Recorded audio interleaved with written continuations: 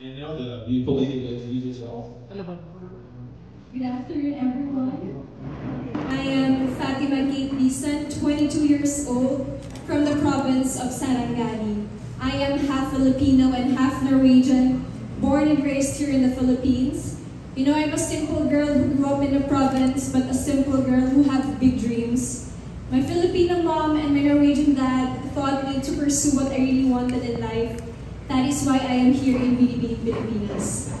You know, I am a registered medical technologist by profession. I am a healthcare worker, a frontliner fighting against this COVID-19 pandemic. And being 2 years in the service, I witnessed firsthand how people compromise their health, how they don't have the access to free and affordable healthcare services. That is why I am advocating for healthcare to the least neglected and indigenous people. But aside from my serious personality, I am also a basketball player. That is some other people don't know.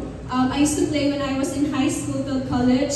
I used to play for the Prisaan National Basketball for Women. And you know, it's something that I related to pageantry because in sports you also need to have discipline and determination. And you know, I started pageantry when I was 13 years old. It was my mom who pushed me.